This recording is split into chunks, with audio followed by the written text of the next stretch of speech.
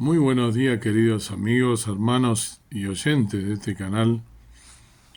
En esta mañana les quiero compartir un devocional basado en un versículo del libro de Eclesiastés, también llamado el predicador del sabio, el rey Salomón, tercer rey de Israel, que sucedió a su padre David. Y dice en el capítulo 1, versículo 15, lo torcido no se puede enderezar y lo falto no puede contarse. En algunas versiones dice y lo incompleto en vez de lo falto.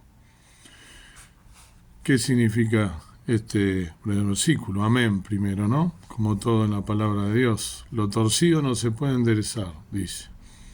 El libro de Eclesiastés es uno de los más complejos de interpretar en la Biblia. Algunas lecturas lo contrastan con el optimismo del libro de Proverbios, y en este sentido Eclesiastés presenta una visión mucho más crítica y existencialista de la vida. Es un libro que en muchos casos llama a la reflexión, a pensar en lo inevitable de las cosas y en cómo podemos enfrentarlas. En este sentido, el versículo que he leído, el versículo 15 del primer capítulo, es especialmente interesante. Lo torcido no se puede enderezar, dice. A primera vista, esta frase podría parecer fatalista. Sin embargo, si observamos su contexto, podemos encontrar una interpretación más positiva. El versículo anterior, al 15, dice, he visto todo lo que se hace bajo el sol, y todo es vanidad y aflicción de espíritu. Yo miré todas las obras que se hacen debajo del sol, y aquí todo ello es vanidad y aflicción de espíritu, dice la otra versión. Es decir, el autor del libro está tratando de entender la naturaleza de las cosas. Y es en este contexto que surge el concepto de lo torcido. Lo torcido es algo que no está en su lugar, que no está en armonía con la realidad. Una persona torcida, por ejemplo, no solo es alguien que hace cosas malas, sino alguien que está fuera de sintonía con el mundo que lo rodea.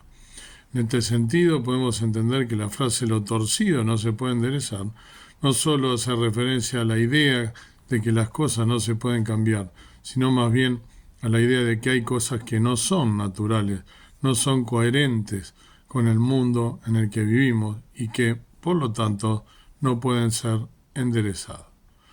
El papel de la sabiduría aquí, en este versículo. Otro elemento interesante es la idea de la sabiduría. En el libro de Proverbios, la sabiduría aparece como la clave para la felicidad y la prosperidad. Lo escribió justamente el hombre más sabio de la tierra. En Eclesiastés la concepción es diferente. La sabiduría no es la clave para la felicidad, sino más bien la herramienta que nos permite enfrentar la realidad de la vida.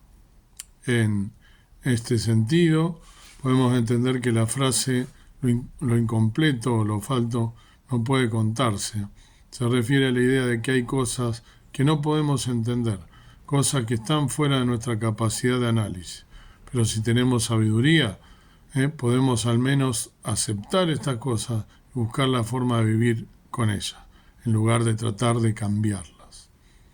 La aplicación práctica. Este versículo puede ser muy útil en nuestra vida diaria. A menudo intentamos cambiar las cosas que no podemos cambiar o nos frustramos al no encontrar respuestas a nuestras inquietudes. La frase lo torcido no se puede enderezar nos invita a aceptar la realidad de las cosas en lugar de tratar de cambiarlas. Además, la idea de la sabiduría puede ser una poderosa herramienta para enfrentar las situaciones más complejas. Si entendemos que hay cosas que no podemos entender, podemos aplicar la sabiduría para ver cómo podemos convivir con ellas, en lugar de tratar de cambiar lo que no podemos. En resumen, el versículo 15 del primer capítulo de Eclesiastés es un llamado a la reflexión y a la aceptación de la realidad de las cosas. Nos invita a aceptar que hay cosas que no podemos cambiar y aplicar la sabiduría para encontrar respuestas entre la complejidad de la vida. Una reflexión corta. Lo torcido no se puede enderezar. A veces la vida nos lanza o nos pone en situaciones que parecen estar torcidas e incomprensibles.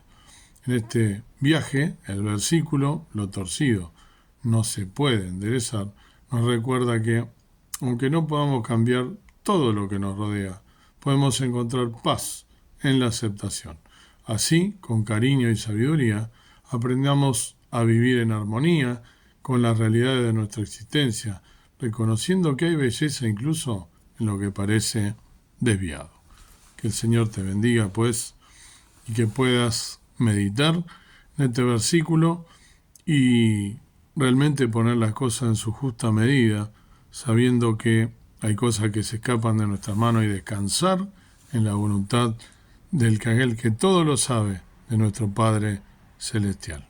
Y también en la persona del Espíritu Santo que vive en nosotros, el cual nos debe alentar, dar realmente tranquilidad, y Él nos acompaña para que podamos, del momento que fuimos sellados con el Espíritu Santo, estar nosotros acompañados y poder meditar en la palabra de Dios y en lo que realmente vale la pena.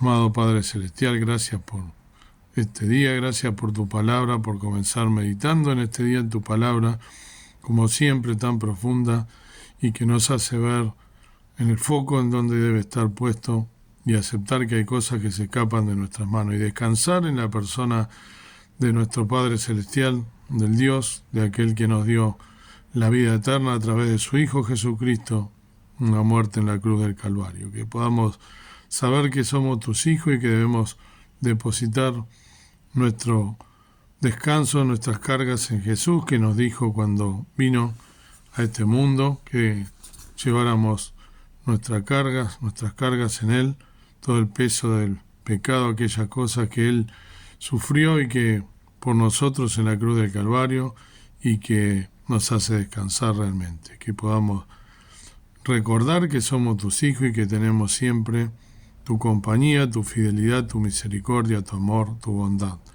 reflejado cada día en las cosas que nos das aún sin merecerlo. Perdona mis faltas, mis pecados y ayúdanos a mantener el foco en lo realmente importante, sabiendo que hay cosas que se nos escapan de las manos. Te pedimos y rogamos que nos bendigas en este día y que podamos vivir una vida en paz, sabiendo que estamos a tu lado. Lo pedimos con acción de gracia en el nombre de nuestro Redentor, el Señor Jesucristo. Amén. Que Dios te bendiga y te acompañe en este día y te dé victoria sobre nuestro enemigo y sus huestes.